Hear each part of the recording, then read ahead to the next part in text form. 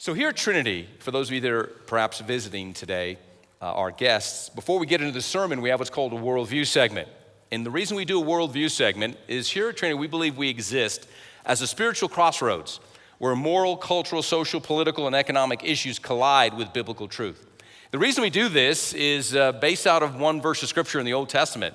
1 Chronicles 12:32, it says, the sons of Issachar had wisdom regarding the times in which they lived, and they knew what they should do. So we want two things for followers of Christ here at Trinity. We want you to be informed so you can know how to pray, so that number two, you could be empowered to act, to actually do something. Christians need to discern the times in which they live. Peter said in Acts 2:40, save yourself from this wicked, twisted, and perverse generation. Not only are we to save ourselves, we're to save others. And as times get tougher, sermons can't keep getting weaker. We live in a world of lies, and we deal in truth. I want to talk about the difference between a symptom and its source, addressing the cause and not just the consequence, addressing the root and not just the fruit, and fixing any problem, marital, parenting, financial, personal, spiritual, emotional. It's critical that we first treat the source of the problem, not merely the symptoms. In our country today, we like to focus on the fruit, not the root, the consequence, not the cause, the symptom, not the source.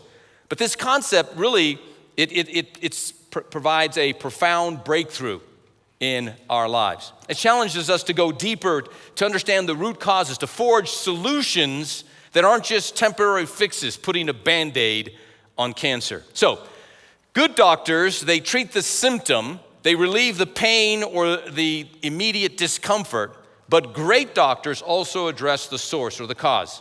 So, what's brought this upon in your life? What's happening in your life? Churches cannot simply address symptoms. So many churches are about felt needs and addressing the immediate need or symptom in your life, and they're basically giving a Band-Aid solution. We need to look at the source, the cause, not just the consequence. So here are the symptoms of our sickness in our nation right now, and in the world, but in our nation particularly. We are a sick nation. We're sick economically. These are the symptoms: unemployment, inflation, debt, housing prices, interest rates, higher and higher taxes, shrinking middle class. Not only are we sick economically, which are, once again, are the symptoms, we are sick politically. There is deep corruption in our government, systemic issues, bribery, kickbacks, election fraud, erosion of democratic norms. One party is trying to use the federal courts to destroy their political rival. Ineffective governance. If the federal government was a Fortune 500 company, it would have to declare bankruptcy and the CEO would be fired today. The spread of misinformation, as we saw in COVID. We are sick politically. A humanitarian crisis going on at the border. Not only are we sick economically and sick politically, sickness pervades our public health systems. Everyone that's in public health is doing their best, but it is a one step forward and three steps backward situation.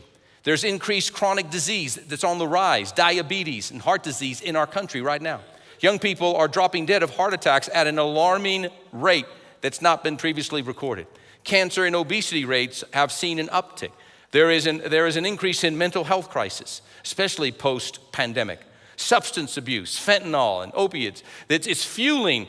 1,500 Americans per week are dying because of drug overdose. The suicide rate this last year in 2023 was the highest recorded suicide rate on record. 50,000 people died. The education system is in dire straits. There is social unrest, high levels of crime and protests and civil unrest. These are all systemic issues. These are all symptoms. What is the source? So America, we like to spend time mopping up the water from a leak instead of fixing the pipe that's causing the leak. The real solution lies in diagnosing and remedying the source, the cause of the leak, and not just the visible aftermath. Perhaps many of you have heard this story before. A policeman sees a drunk man searching for something under a streetlight, so he goes to offer aid. He says, "What are you looking for?" He says, I lost my car keys. And so he begins to search with the drunk man under the streetlight for his car keys. And the police officer has presence of mind eventually to say, is this the vicinity that you lost your keys? He said, no, I lost my keys somewhere between my car and the bar over there. He said, well, why are you searching under the street lamp? He says, because the light's better here. That's America today. The drunk man in this story are the preachers, the politicians, the general public. We're represented in this drunk man. We need a policeman to point out the obvious to us. We need someone that asks the hard questions. What's the source, not just the symptom? Let's not just talk about the fruit. Let's go to the root. Let's go to the cause of the consequences of what we're living with. We, the church, the chosen, the faithful followers of Christ, we have the antidote for the societal sickness. Christ and Christ alone is the cure.